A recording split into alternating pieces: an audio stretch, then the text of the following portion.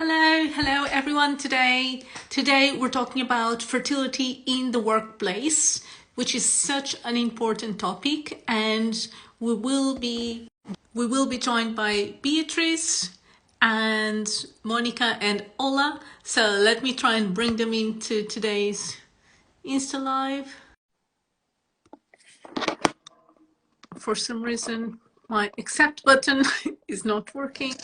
Hey! Hi, Ola. Hi! Happy New Year! Happy New Year! I don't know why it's not letting me bring Oh, we're here! Hey! How are you? Okay. Are you in Portugal? Yes, I am. Oh, nice. And I'd I'm like in to come London. sometime. Yes, London. Are you in London I'm a as little well, mess Ola? there. Yes, in London. And Monica? Hi guys. I am in New York, my darlings. How are you? Good. You in New York or Colombia? No, New York. Oh my God, don't even talk about that. It feels like it never happened. I miss it so much. The weather is so perfect. Oh, I It's hope I can go just, sometime. yes, we did. They stole my daughter's phone, but Yeah. you know how it is. How are those Every things on country I have to vacation? accept Yeah. that. Yes. But everything for the rest, that's nothing compared when you are happy, when you have health. Forget it. You leave aside that. And nice That's weather, nothing. people, family.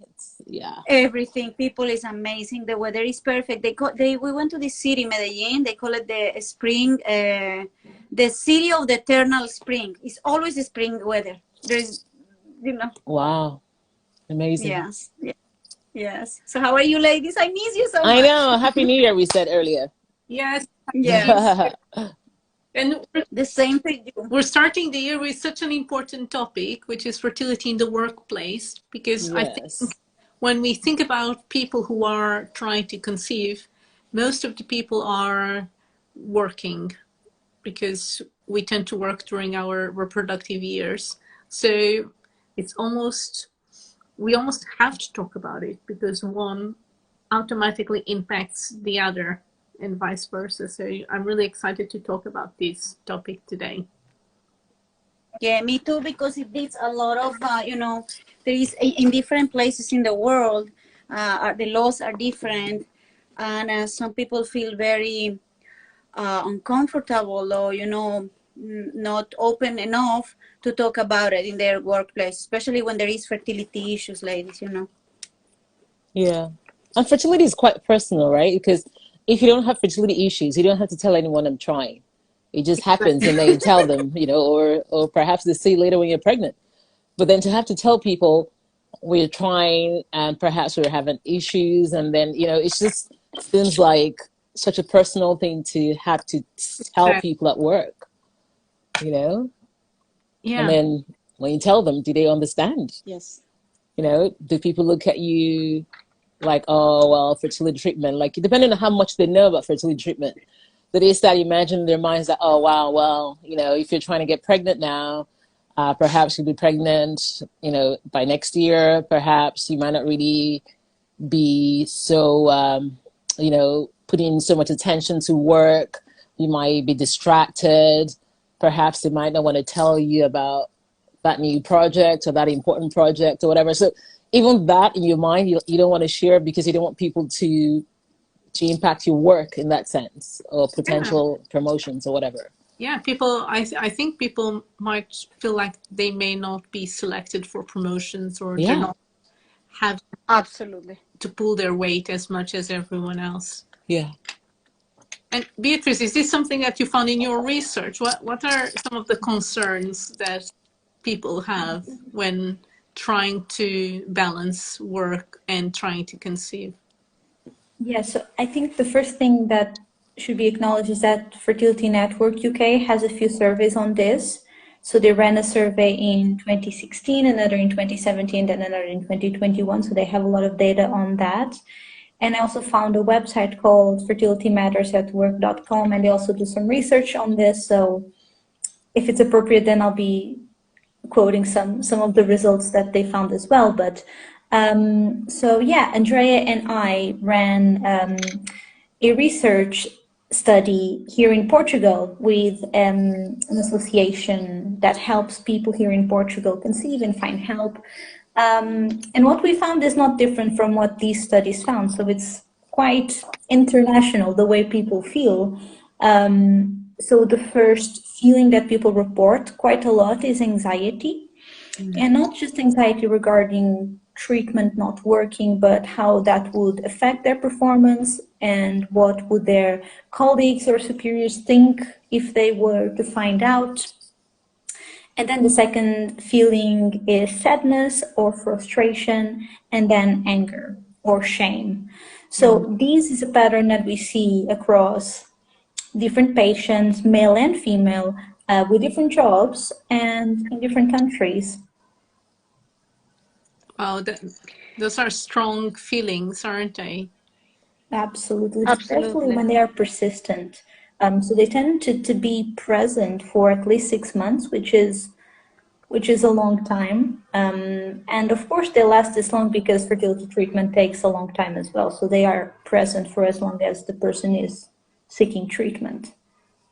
Yeah. Yes. Yes. You know, it's funny because I go back to 17 years ago when I did my first IVF, which is my now daughter.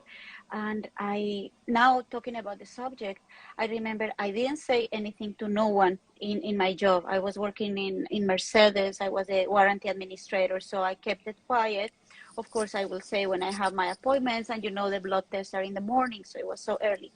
But in the time I was working in the maintenance area where they put all the cars in, and the smell of oils and all of that. So I request in the beginning to be changed when I start my treatment. My RE recommended that to better, because our body needs to be clean. All of these can be affected through the process. So I requested and they didn't want to change. I have a little bit, my personality is like I try a few times, I follow like certain, rules, but then when I get pissed, I am the one that is going to say, So eventually I exploded and I told them, I'm going through infertility to a fertility treatment because I cannot have babies natural and I need to be changed from now. And, even after if I get pregnant. And the thing is that here in the States, it is so much fear in general for lawsuits. You pee and you can, it's like they sue you for anything. So when I kind of got into that upsetness and I told them, listen, immediately the next day, the company changed me to like an office only for myself. And they were, the attitude of the bosses and all of that changed. But once I passed my fertility treatment, I got pregnant, and after my maternity license, they give, I think it's 6 weeks. So after I came back 6 weeks later, after having the baby, and right away I came, and my place in the office was in the other place. It's and these kind of things is what Andra says, okay, why they need to treat people nice when they are in certain situations, and if you are scared from something, why not always the same? I tell you something, the next day I quit. I couldn't handle it. It's so, because it's not human, it's not kind, it's not compassionate. You are working in a place, of course, to get paid, of course, because you want to progress, because you want to grow, but at the same time you are providing that company being part of their success.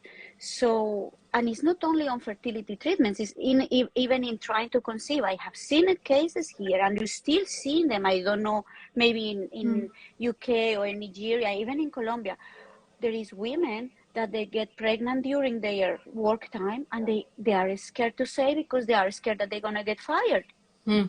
Isn't that kind of, so there is a lot of things that I think they need to be kind of changed, and we need to kind of speak up about it. Yeah, that's really interesting. I don't know if you know, but research shows that between 30 to 50% of people consider quitting their jobs, and 5 to 10% of them actually eventually do it because of fertility struggles. Yeah, and I think those who don't quit are probably thinking that maybe they will not have access to healthcare as well when they change, so they might delay that change. Or maybe they might think it's going to take me extra effort to adjust to a new job, and I just need to focus on work right now. So that's, it's really challenging to make both decisions, either to stay in a situation where you're not being supported, but also changing can also be daunting as well.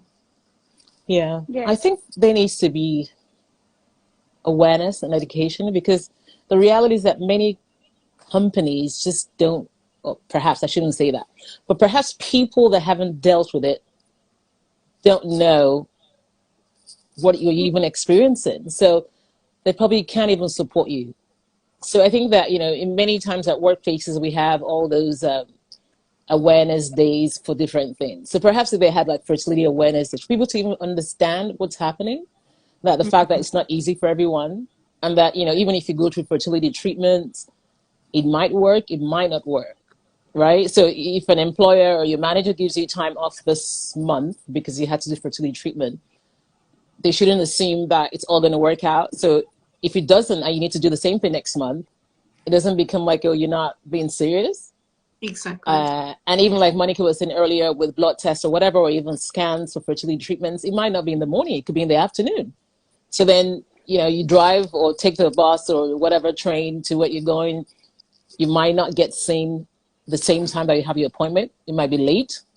And then you come back to work really late, and people think you're not being serious to your, so it's hard. People need to understand that. So there needs to be training, education, awareness. So that way they even know how to support you. They even know what to say and what not to even say, because again, we're people even, but then again, it's not because people are not dealing with it. Again, because people are just afraid. Or perhaps I shouldn't say this at work, Yes. because if you do actually have a policy or training, you'd be surprised how many people have dealt with this or are currently dealing with it. So there's a lot of people walking around pretending to be okay, but not okay, and not having any support. So Exactly. And each country is different. Like, for example, I can compare here in the States and in Colombia. So in Colombia, the laboral code, the code that has to do with workplace, is super strict. So that's why some people says, oh my gosh, I wish to live in a Latin country or to hire someone from Latin America, because they are really hardworking people. They follow rules. But at the same time, in Colombia, there is a new attachment to the laboral law regarding family building. Okay. Why? Because companies know that they are hardworking people. They work their 8 hours per week and extra, and they put an extra effort. So they realize what you just, Beatrice and Andra says, that people get scared when they are building family. So why we don't, put something like now you say, Ola, in our human resources, this is specifically on the human resources area, where they are supporting members and workers of the company that are in plan to build family, no matter what it is. If it is even with fertility treatments, they have, certain guides to clinics that will provide schedules that can help them to complete their hours of work, because it's so strict that, they don't want them to lose a job. The companies don't want to lose employees because the level of unemployment is super crazy. On the other hand, what I have seen here in the United States is because the law is so flexible. So some people also, even though with the lawsuits and all of that, some people take advantage and they really don't like to work. You hire someone that you think is good, and I have seen it in my husband's company. And then 2 days later, you think is the most amazing person. Even we have hired, well, he has hired 2 or 3 times women that are pregnant. He don't mind, and then 2 3 days they are just disappear. Nobody say nothing. So I think that what Ola says, having that part of education and awareness in companies, can help not only to grow the person, to take away that fear from anyone trying to build in a family, but also it's a benefit for the company because they know how to keep an employer motivated. Here in the States, we don't have that. So it's like a mess with all over. And of course, people that are good workers don't know what to expect when they go to a company what if I am pregnant, or I get pregnant, or I start a fertility treatment that I didn't know how to respond and how to say to our, to our boss or to the people that is managing. Yeah, I That is think a quite lot of, interesting. yeah, I was thinking that maybe a lot of workplaces don't even, it's not even in their radar that this is Yeah. a problem. And that's what I was going to ask Beatrice, because I know you looked into that as well. Are Yes, companies aware that this is an issue that they need help with? depends where in the world we're talking about. I'd say in the UK, somewhat, yes. The research is starting to come up a lot more on this topic now, so people are becoming more interested in this. In Portugal, no. And we find a lot of conflicting data. So if we ask directly to people who are in charge in companies, if they would be interested in supporting their workers with their fertility treatment or fertility journey, they say yes. But then if we present a set of 12 important things that patients think would help them, they are able to say no to all of them. So they want to provide help, but then not the help people actually need. And so that's where one of our main conclusions was the necessity to educate not just people who are working, but policymakers. That's where the real change is going to come in, I believe. And then if they understand not just what fertility treatment is or how hard this is on their workers, but how by supporting them, they could improve a lot of organizational variables like profit and productivity, then I think they would turn an eye on this and say, this is something I want to invest in.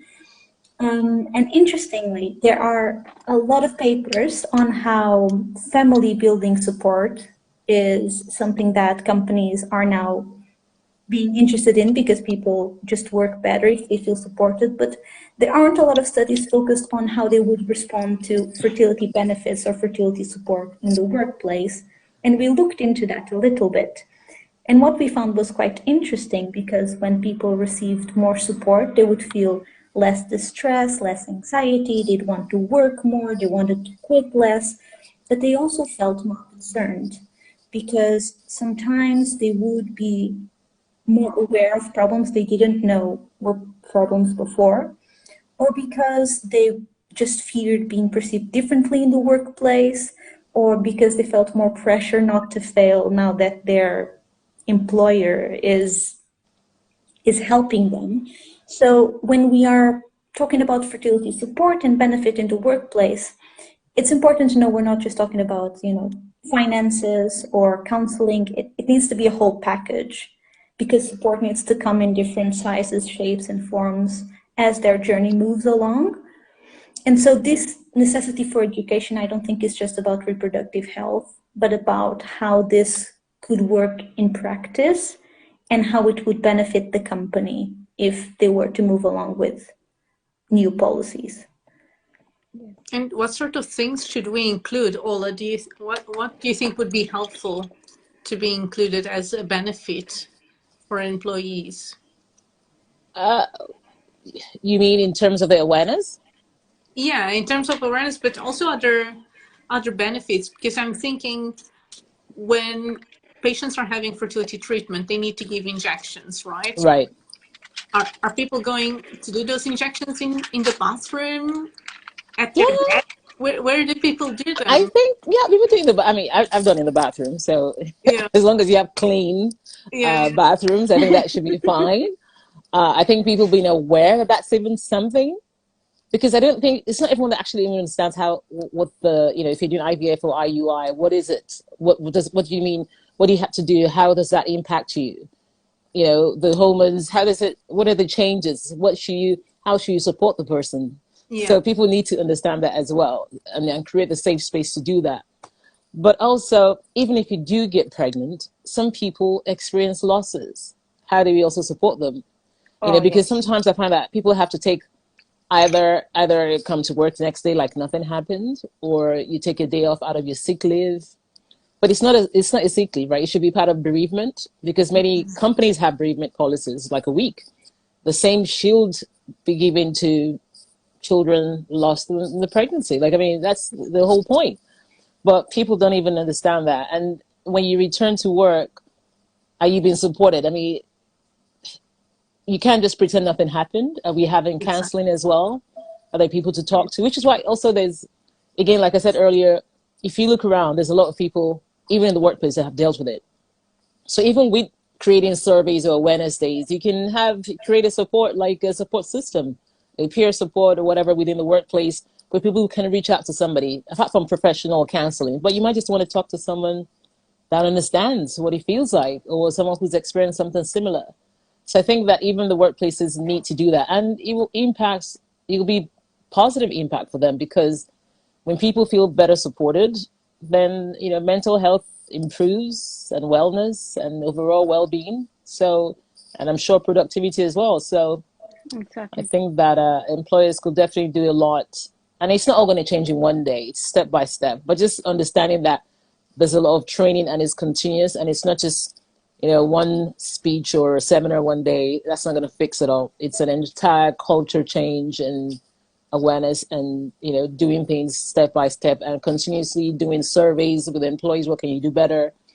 And with people that are working in this environments, like Beatrice, doing research, checking out what can we do better, what's new. So even having the medical director as well, getting updated with what's Yes. changing. So it's not going to happen in one day, but one step at a time. I think all companies can do better. And also, another thing that I think is very important is most of the fertility benefits that some companies have are all, most of them are focused on the woman. Women Mm-hmm. is the one that, and then where is our male partner? That was something that also was changed in Colombia. That was years ago. That okay, they give the maternity time, the maternity leave time to the woman, but she didn't.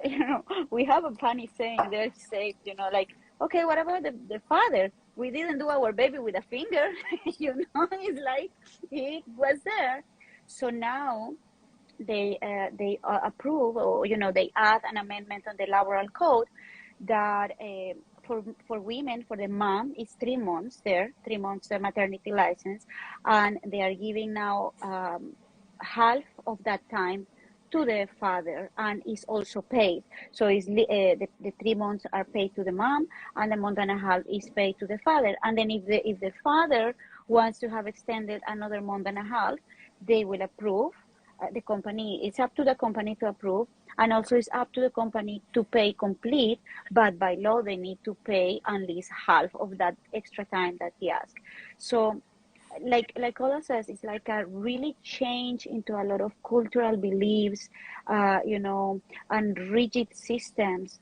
The world is evolving in general, and this is something that all of us humans have, and we are so scared to change. And eventually, the only thing that is secure in life is actually that change. Mm-hmm. So the adjustment of all of that things can help building families. And like Beatrice and you, Andrea, said, if that is improved in the companies, that by default, I will say, is also creating growth in the profit of the company itself. Yeah, that is such a good point, Monica. And cultural change is really difficult. But I think when we start looking at the new generation of people that are coming through the door at organizations, they are all seeking motherhood much later in life, right? Yeah. I think this topic of helping people plan parenthood becomes even more important for organizations as a way to retain their employees, isn't it? I think Yeah. again. Yes. And some companies are actually doing that now, offering for young new employees, offering the option of fertility preservation, so Mm-hmm. egg freezing or perhaps sperm freezing as well. So that way and it's fully paid for people to feel like, even if they're not thinking about it now, perhaps sometime in the future they have some eggs frozen or some sperm frozen. So that's definitely a great idea for companies to do that. And again, companies cover many other medical conditions, you know. So I think people just need to understand that infertility is a medical condition. Like you choosing to do fertility treatments, it's not because you're trying to choose the sex of the baby. Like, because I think some people think it's like an optional thing you're doing. It's not optional for many. It's so if people understand that it's a disease, like the WHO has said, then perhaps they can actually include it in their in their workplace benefits, so people don't actually have to pay for it out of pocket.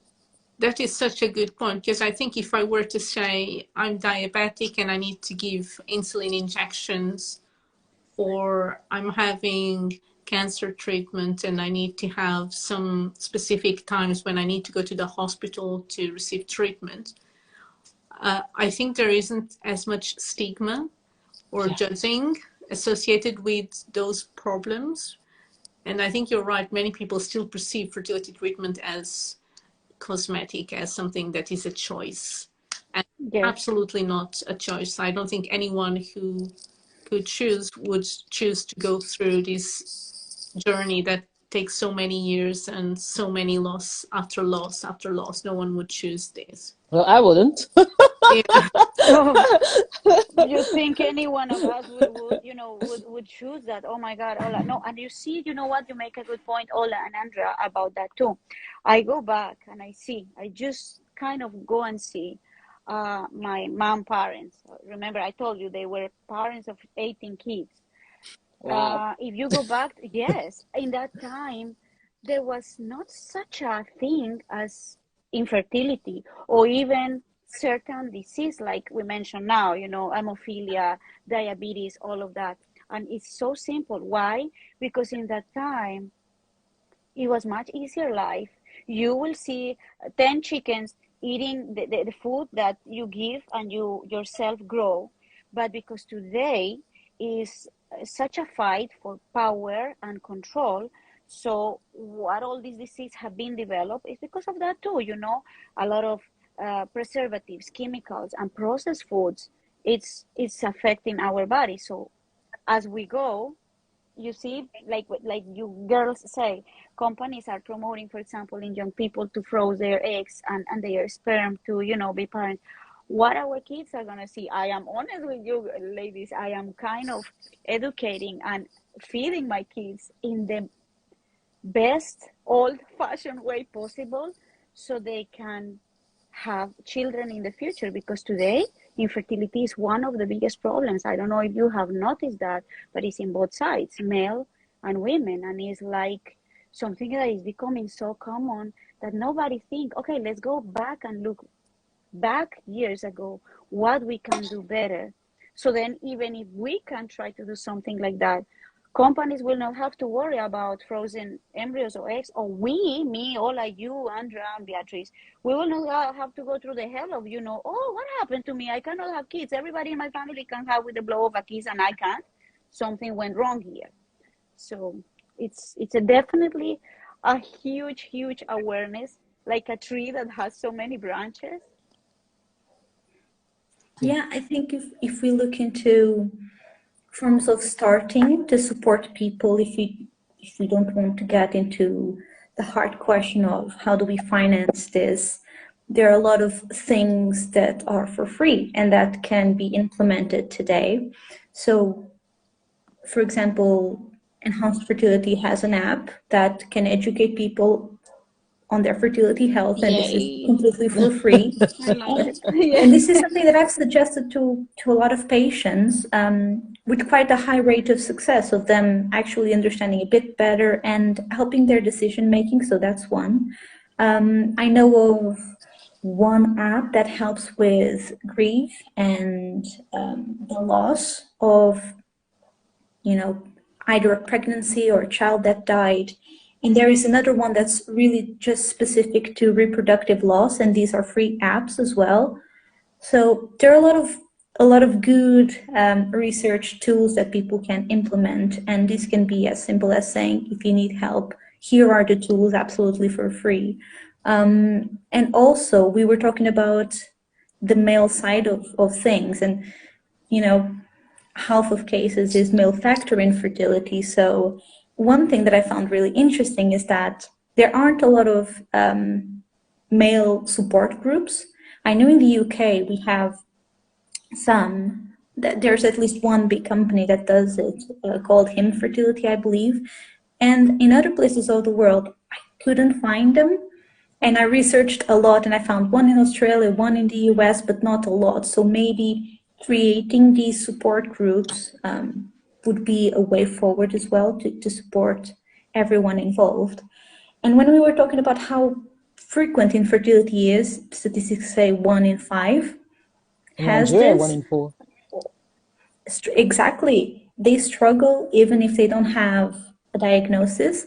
But I just wanted people to know that apart from this 1 in 5, the general population, 1 in 8 experiences miscarriages. 1 in 100 has recurrent miscarriage, even without an infertility diagnosis. So the struggle is really broad, and it affects more people than we are aware of. We probably have met someone who has went through these struggles and we don't know. Yeah, Yeah.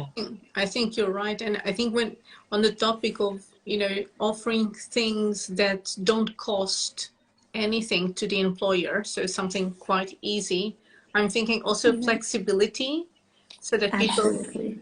can attend, even if they can make up the hours later or another day. As an employer, that is something that I could so easily give that, doesn't impact on the revenue of the company, but it can impact so much in patients' ability to feel committed to the company, to give their best.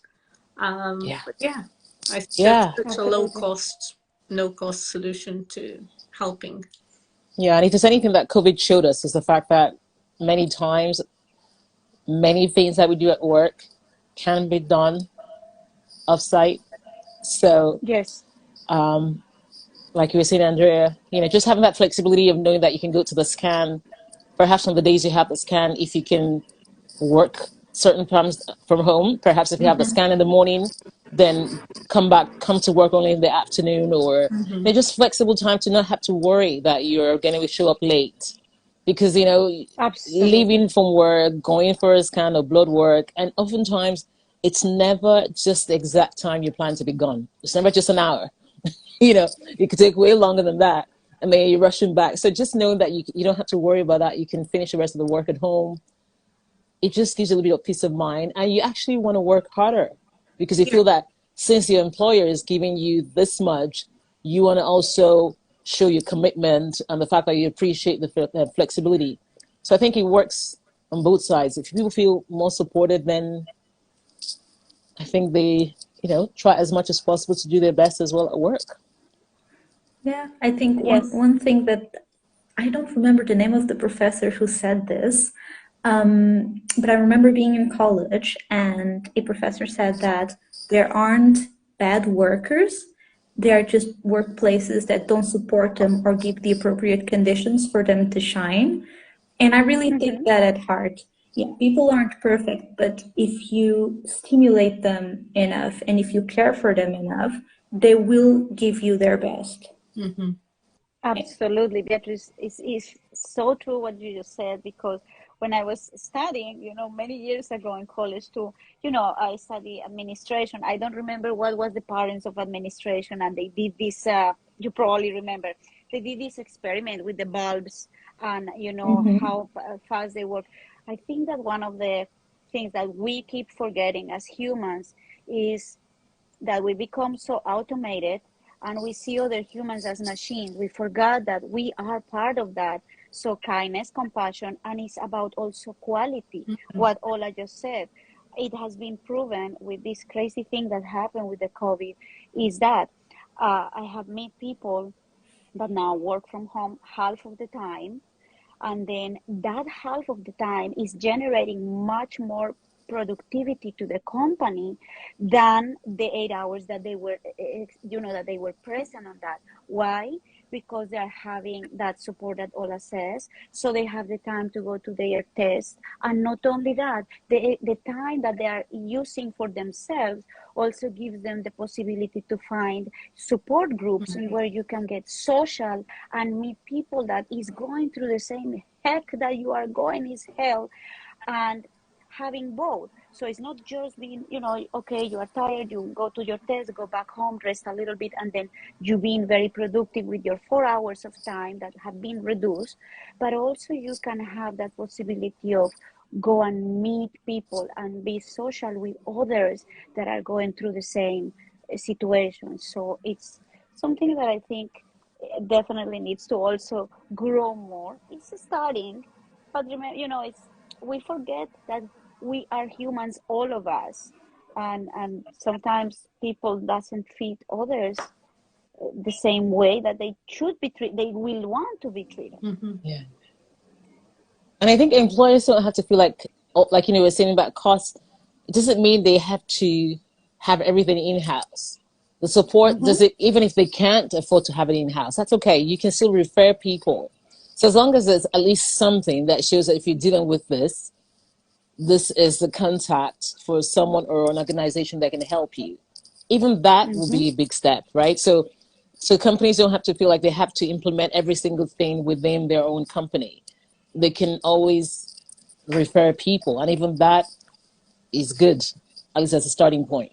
Yeah, absolutely. It's having maybe a page or with resources that people can get to, because I think most people who start this journey are not aware of all the available resources out there. Yeah. So that would be incredibly helpful. Yes, absolutely. And especially today, like when I started, I can tell you that there was no available resources. I wanted to shoot myself with a banana. I was like crazy. Social media just started like a year later when I started my journey. So resources like us, these lives that we are giving once a month is incredible. Really, people can come and say, oh, I didn't know about this, or I didn't know about that. Beatrice says what is happening in Portugal and UK. Ola share her space, I share mine, and then people can go easily and say, okay, let me see, I am in another country, let me see what I can find, even though the laws are different. So so I think that all these tools, and like Beatrice says, sometimes the financial impact is so big because not everybody has that possibility. So keep reminding people that we are here. And enhanced fertility application, I think MB application also for moms that are looking for surrogacy or that have a what is the condition that you have, Andrea? MRKH. MRKH. So all of that application is incredible, and they don't have any cost, and you find information that can save you time, anxiety, and also some financial burden without saying that it's all of that. Yeah. Thank you for your comments, Ola. I cannot do that because I need to be focused on what you guys are doing. Yeah, I don't know how you did my it. portfolio, forget it. She's that. I think it's also important. First, thanks for the comments because I can't type and look, and it's too much. But I was here just thinking. There are some studies on this, on how if you do recognize that you're not okay, and if you decide to go for mental health support, treatment, anything, it can actually save you money in the long run. And a few studies have come out on that. And I was reading about fertility complications and how sometimes that would lead to people to having prolonged grief reactions, depressive disorders, generalized anxiety disorders, panic attacks, whatever, PTSD.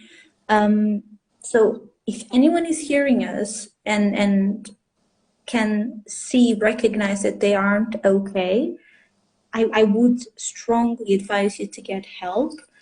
There are surveys by the Fertility Network that indicate high levels of not just distress and anxiety, but suicidal thoughts. So if you are experiencing this, I would urge you to get in touch with help where you are. And I really wanted to say this again because the overlap between fertility struggles and mental health is huge, and people do really struggle in clinical terms. So if you do find yourself struggling a lot, find help. Absolutely. Yeah, that's such a good point. And I think if we could leave one last thought to everyone who is maybe thinking, I'm at work, should I share or not share with my employer? Because it's such a big question, and we know that lots of people do decide to share. Some people decide not to share. What's your opinion on that? I think it's a very personal thing. And reality is that as much as I know that sharing will perhaps help them to support you better in I mean, I'm not sure that's the reality for many. And of course, you have to also be mindful of the company that you're working in. What's the culture? Is there any policy in place for that? So that also impacts how they will be able to support you. So if there's no policy, perhaps I'll be pushing for doing suggestions to the HR to have a policy in place, to have awareness, to have an understanding of training for managers or anyone in leadership. I think that's important first before telling if you don't have any support, if there's no policy in place. Just because you're not really sure how that could be interpreted.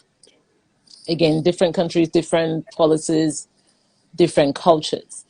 I think very important, though, that either you tell or not, to definitely seek support, some kind of peer support at work or outside work, wherever you find a set of people that will have an understanding that can support you. That's very important.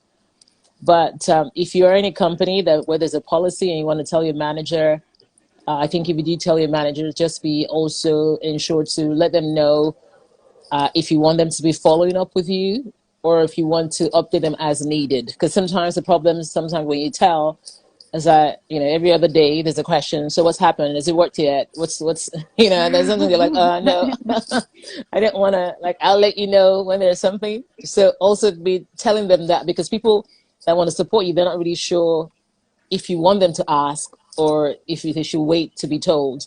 So letting them know that, and also tell them if it's something confidential, if you want them to share with the team or not.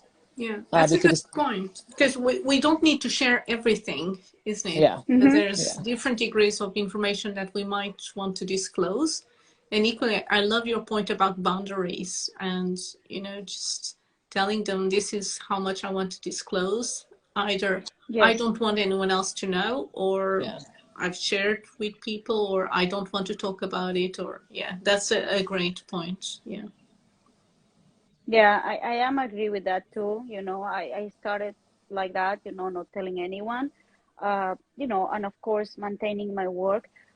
Totally agree with you, Ola. But at the same time, if there is a situation that you are, for example, certain amount of years in a company that and even though you know that there is no policies on that, but you start a treatment and they are making your life a little bit difficult. So, and you didn't tell them anything yet. So eventually I think that there is a moment that with boundaries and disclosure, you need to tell them, I'm sorry, I am in this treatment. Up to here is where I need, where I can tell you, I need the support that any employee will have for, like Ola says, any disease. If someone has hemophilia in the company, they know that they need to take this certain medicine and they have to have certain, rules to care of that person that is not gonna, bump on something and then bleed. Exactly the same. And like you all said, with the boundaries, I tell you up to here, and I am like that. I will say this is what I want to tell, and please don't ask me questions every day about things or whatever, But in the beginning, if it's very personal, and I think it's very important to go along with how the company is behaving or reacting through your situation and then make the decisions from there. Yeah. So well said, actually. Sorry, just to say that what Monica said, really great, because I've actually had a couple of friends that, because there was no policy in place, all they said at work was, I have a medical diagnosis and I'm having treatment for that condition. And because of this, I need flexibility for this without getting into the details. So perhaps Exactly. that's what people can also do. So thank you for highlighting that. I just remembered. So.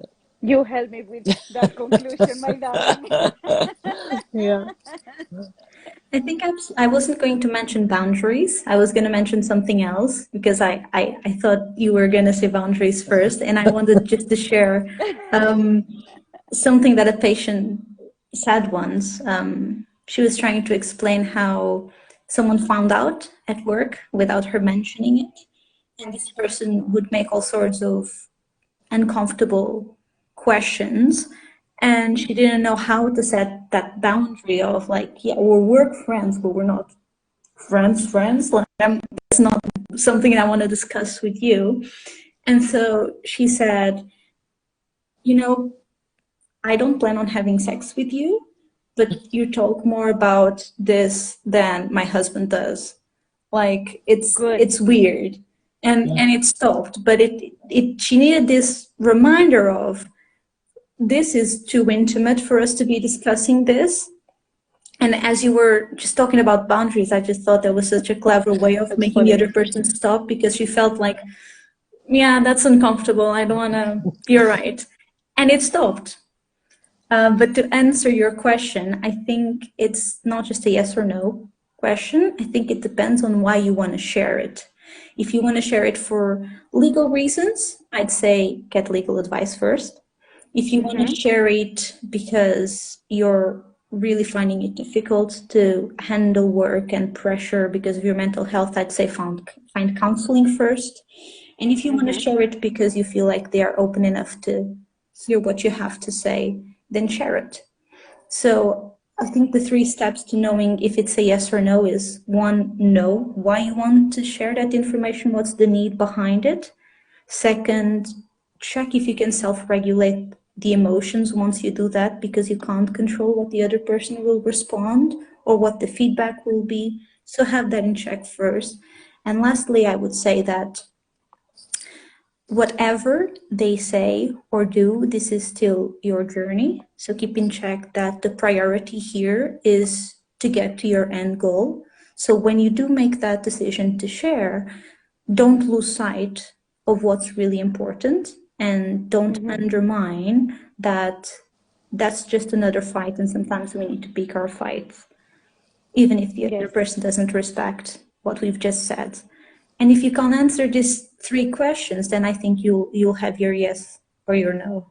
Better than me saying just yes or no. I think that will be up to the people to decide. That's a great framework. I really like it. It gives people some structure to a really challenging decision.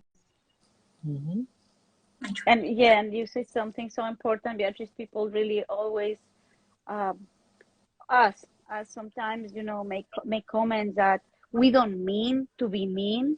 It just come out of the blue.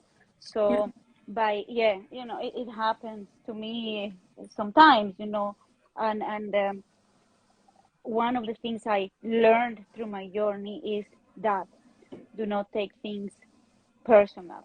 It happens, when I started my journey, someone also, not to the work, but close, that, we made a comment, and it really pissed me off. And I told that person, I told him, you are not my mattress. You don't sleep in the same mattress that I sleep with my husband. And sometimes you need to really put a comment that is going to put that person in, oops. So nobody, never that person will say something like that. So the same way that we say things sometimes without meaning and we hurt others, I think the same way sometimes we need to be prepared to, in a very sharp and decisive way, say when something we don't like, without cursing, but like you said, or like I said, or just, what, I don't like to hear this, stop, I don't want you to talk about that with me, period, boom. And people, will stop eventually. People won't take it as defensively if you say it in a very joking manner, and if they don't have their shields up, because if you say, hey, you talk about sex more than me and my husband do it, and we're trying to get pregnant. The other person will be like, oh, you're right. This is not appropriate. Yes, And I've had so many absolutely. patients say that that was the best way because the other person laughed, they laughed, and it ended there. So there was no harm, no foul. And sometimes that's the best way. Mm-hmm. Yeah. I love that tip. I just need to It is. remember It it. is. I just learned also something, because like I told you ladies before we leave, I have something. I believe in soul coming, like we die and we come back to repair our mistakes. So I don't want that, For me, this life is enough. And really, I keep saying that. So I am behaving the best I can. I try not to judge. No, really, because I believe that once I'm home, I clean the khaki of the stars. I'm the janitor of the universe. That's what I want. Go home when I have to go and live this life. But one of the things I have learned in that path that I'm taking to don't come back is that not to judge others because I put myself in that place. And don't get me wrong, doesn't mean that I'm perfect. Sometimes judgments come, but I try not to. So when someone comes also with an offensive thing to us, if it is something that is related to our journey in fertility because it happens, or even if it is personal, just try kindly as possible to remind that person that we are the mirror of all of others. Whatever we see that is a defective in others is something that we need to work on ourselves too. Mm-hmm. So a little bit of advice that can also be helpful in our journey, even though the other side might not be walking the same journey, but it's something that it could have that needs to be approached and work on in a different, side. I love that. Love it. Thanks. I love you, ladies. Girls, I really enjoyed our first Insta Live of Yay. 2023. It was such an Yes, me important too. topic. We will be back soon again, I know. Yes. Yeah. And Yes, we. everyone, if you have queries, if you're struggling, if you resonated with anything that we've said today, feel free to reach out to us as well. You have our accounts. We're always answering DMs, so feel free to reach out to us if you feel you connected with the topic we discussed today of fertility in the workplace. Yes, absolutely. And if you have any subject that you want us to talk any of the other times, please just let us know that we will definitely try our best to approach the subjects that you want to be talked about. Thank you, girls. Yes. Thank you so Thank much. you, Thank you, Anja. everyone. Have a good Bye night or good bye. Bye, girls. afternoon or good morning, wherever you are. Bye. Exactly. Yes, Bye. morning, night, whatever. Bye.